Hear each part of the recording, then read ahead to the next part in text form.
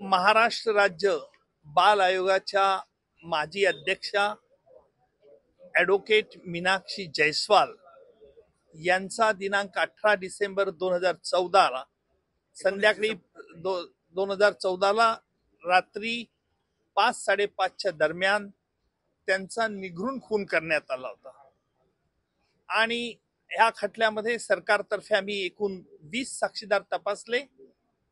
हा खटला संपूर्ण परिस्थितीजन्य पुराव्यावरती आधारित होता आणि या खटल्यामध्ये प्रत्यक्षदर्शी पुरावा नाही आणि मुख्य तपास अधिकारी यांचं निधन झालेलं आहे।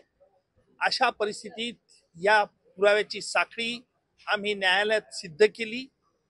न्यायालयाने आम्ही दिलेला पुरावा ग्राह्य धरून सत्र न्यायाधीश SC शिंदे साहेब यांनी तिन्ही आरोपींना मनिंदर बाजवा, त्याचप्रमाणे विनायक चव्हाण आणि सूरज जयस्वाल तिघही आरोपींना मीनाक्षी जयस्वाल यांचा खून केल्याबद्दल जन्मठेपेची शिक्षा, त्याचप्रमाणे त्यांच्या घरातले दागिने चोरून खुनाच्या इराद्याने त्यांनी ते दागिने हे केले होते, या आरोपाखाली देखील तिघही आरोपींना दुहेरी जन्मठेपेची शिक्षा ठोठावलेली आहे।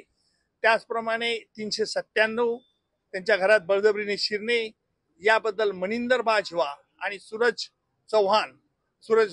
जयस्वाल याला देखील 7 वर्षाची शिक्षा ठोठावलेली आहे। यांना त्याचप्रमाणे 70,000 रुपयाचा दंड देखील ठोठावलेला आहे। दंड न भरल्यास त्याप्रमाणे त्यांना इतरत्र शिक्षा न्यायालयाने दिलेल्या आहेत।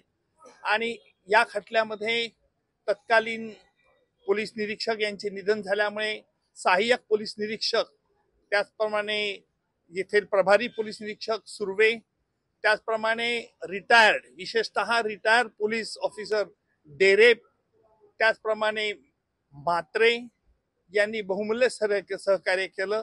तसंच या खटल्यामध्ये माझ्याबरोबर काम करणारे ॲडव्होकेट प्रसाद पाटील, ॲडव्होकेट निशा ठाकूर यांचं देखील मोलाचं सहकार्य झालं। आणि हा खटला एक परिस्थितीजन्य पुराव्यात माइलस्टोन ठरेल याची मला खात्री आहे। कारण यातील आरोपी एक जो आहे मनिंदर बाजवा हा कुविख्यात गुन्हेगार आहे। याला पंजाब येथे त्याने अशाच प्रकारे खून केला होता। तेथील पंजाबच्या न्यायालयाने देखील त्याला जन्मठेपेची शिक्षा ठोठावली आहे। या खटल्यातील दुर्दैवाचा भाग म्हणजे ज्यावेळा मीनाक्षी जयस्वाल या एकट्या घरी राहत होते त्यावेळेला त्यांचे पती हे मालेगावला न्यायाधीश म्हणून कार्यरत होते आणि डॉक्टर संतोष जयस्वाल हे मालेगावला इथे न्यायाधीश काम करत असतानाच त्यांनी पत्नीला संध्याकाळी फोन लावला, फोन उचलत नव्हता, म्हणून त्यांच्या मित्राला त्यांनी फोन केला। ते दुसरे डॉक्टर जयस्वाल हे देखील इथे आलेत आणि त्यावेळेला त्यांना मीनाक्षी जयस्वाल या रक्ताच्या थारोळ्यात पडलेल्या होत्या। आणि म्हणून नवी मुंबई पोलिसांचं मी अभिनंदन करेल की त्यांनी फार चांगले योग्यरित्या या खटल्यामध्ये आरोपींना शासन होण्याकरता बहुमूल्य सहकार्य मला केलं।